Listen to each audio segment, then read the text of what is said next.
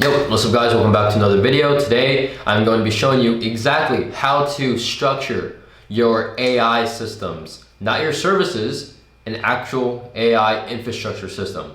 Many of you are pretty much just scrambling around trying to figure out how to sell an AI receptionist. Obviously, most of you don't even know how to structure a system correctly or let alone even sell it, right? So I'm going to be showing you guys exactly how to structure a system to be able to make sure that not only are you selling AI receptionists, because obviously it's good to have that, but it's good to have that as a system when you're selling, not as just a service, right? So I'll be showing you guys exactly how to create a system to make sure that you guys can sell, scale, and at the end of the day, it'll be pretty easy for you guys to see how this all works, right? Shouldn't be complex, should be very easy to be understandable. Let's get straight into the video here.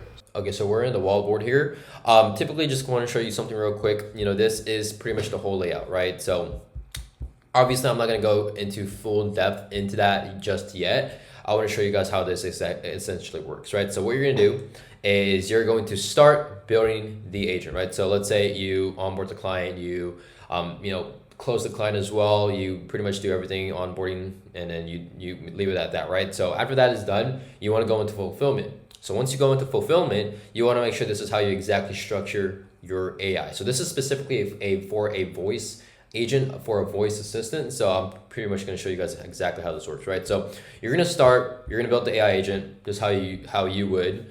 After that, you're going to customize the voice, right? Behavior, logic, and knowledge base. So what this actually means is you're essentially customizing the agent specifically towards that client's business, right? Whether that's a hair salon, a practice, a clinic, a chiro clinic, window washing, home services, right? Whatever it is, you want to make sure that you customize it directly towards what they're dealing with and what they're looking for, right?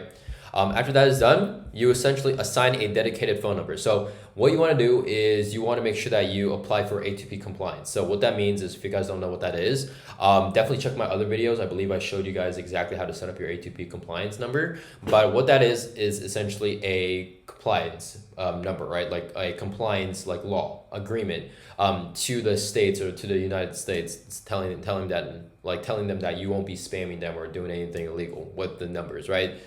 So you want to make sure that you set up your A2P. Once that is set up, then you are able to connect multiple numbers into that single agent. So let's say a business has multiple locations, right? You obviously want to make sure that they have multiple numbers for multiple locations. If there's just one, single location, sure, you can have one number, but if they want multiple numbers, where one number is just to have it more so like an inbound agent. If one number one number can essentially be an outbound agent, right? So you can essentially have it as that. So if you want to connect multiple numbers into one single agent, you can do that as well, right? Once that is done, now you can essentially build the internal automation software. So this is where essentially the systems come in place. Now, this right here is just the AI agent. You leave it at that. Most people just leave it at this and they just pretty much go on and about, right? Now, this is where the real money comes in. This is where your actual solutions and your systems come in, where now you're able to build internal automation software. So let's say for example, let's say someone goes onto the website, right? Instead of the AI agent just being on a phone call, you can essentially optimize it to be on the website so people can now call from the website itself, right? Once the website is done, once they book an appointment, then we can essentially transfer over that information over to their CRM. So we can essentially connect that. Most of you just build it where the AI agent is there, but it doesn't really connect to any of their software, right? So you want to make sure that you create systems so it's kind of like a stack by stack. Instead of it just being like all jumbling around, you want to make sure that there's step 1, step 2, step 3, and step 4, right? So once that is done, you can have the agent access to multiple locations. So once the agent is fully built out, you can have the agent access multiple locations as well, right? Once that is done, then you can essentially configure the workflows, follow-ups, and logic routing. So now you can essentially customize it to add more systems in. So once you do that, right, you're essentially customizing everything, and you're building out actual systems. This is called AI arbitrage, AI infrastructure, whatever it is that you want to call it, right? Then you can connect it to the client CRM, as long as you have the API keys in place, right? So most clients are actually using a CRM already, but most of them don't actually have an API key integration towards their system, right? So that's a problem. That's honestly one of the biggest problems for most clients, because they have these systems, but they don't have actual configuration. So what you need to do at that end is to make sure that you have a separate CRM, for example, Go High Level, that you can create the client's information on there. But at the end of the day, you want to make sure that you have other offers, because now they're going to have to toggle between both CRMs now, right? So that's the only downside, but you want to make sure that you create a client CRM specifically that has integrations. If they already have integrations on their own CRM that they're using, then that's totally fine. But if they don't, you need to create them another CRM, whether that's Go High Level or not, right? Once that is done, you can have multiple numbers like I mentioned, and then you can connect multiple numbers to the same AI agent as well. If not, you can just pretty much have it as that. But if you want a both inbound and outbound AI agent, so an AI agent to handle calls coming in and an AI agent to handle calls that it reaches out to, you've got to have multiple numbers as well, right? So once that is done, obviously you can have you can create a single AI agent for all communications, or create a separate inbound and outbound agent, right? So that can be one. And then obviously setting up the automated reminders, follow-ups. So for example, when someone calls and the AI or someone misses the call, we can have the AI reach out to them, sending an email or a message saying that, hey, we saw that we missed your call, and then stuff like that. So just having automated reminders as well. And that's where it plays an effect of having systems on play. So like systems and systems on tap.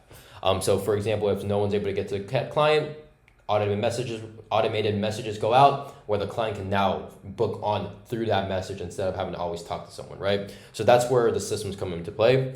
After that, you can connect to analytical dashboards. So this is where you can also create them a dashboard so they can track everything. This is not a service, this is a system. Now they have everything in place. Now they just need something to track something with, right? Instead of just using an Excel spreadsheet, they can essentially track it with a dashboard that we created for them. So now everything is essentially in just one single HubSpot, right? After that is done, you can monitor. Obviously, that's pretty much the end of it, where you're monitoring the AI agent for the next 7 to 14 days to see if there's any mistakes or not. So yeah, essentially you can tell them, and this is essentially a intelligent agent that's powered by just one single system, right? For example, it's not just like this. It's not running ads, and it's not just running your, revamping and redesigning your website. It's actually stacking up on each other. Like everything makes sense. All the systems that play in effect are making sense. You got your leads, then you handle leads that connect to the CRM. Then you got an AI agent that can handle leads that connect both to the CRM as well. Then you got a dashboard that tracks everything. So it's essentially a system that plays into effect in all categories, right? So it's essentially an infrastructure, like an arbitrage. So that's essentially how the AI agent could be, essentially customized and systemized and built out. But this is essentially a huge roadmap, like an implementation roadmap for you guys to see, right? For example, all of this are systems, right? You're essentially stacking everything on one system, and then if they need another system, we can essentially stack that on. And that is essentially connecting to the CRM. Like this is their HubSpot. This is like their one single spot. So all of that is getting all of this is getting connected into one thing, and then it's getting transferred over to that client's one thing as well, their one system. So for example, I'm gonna just, this is a lot to show you guys, but I want to just show you guys a few, right? For example, this is the summary of the major services, right? For example, actually, we'll come in here. This is the problems that we solve for the AI agent, right? It can handle missed calls, slow response times, manual reminders, lead leakages, inconsistent follow-ups, lack of analytics, right? All of this converts into the AI agent, the AI voice receptionist, I guess you can say, or voice assistant. Then it transfers over to their CRM. Another one is the step-by-step, data collection, right? For like the invoices, right? So it's the onboarding and data collection, CRM integration, workflow configuration, testing and optimization, dashboard setup. So it's essentially creating the dashboard for them, and it's essentially putting everything that needs to be, tracked on that dashboard into their CRM as well. So everything is being aligned into one single HubSpot. All these are systems that is just aligned into one single HubSpot, right? So at the end of the day, that is essentially it. You don't need to be selling. You shouldn't be selling services at all. You should be selling and providing. I guess you can say providing actual systems, infrastructure systems, not services.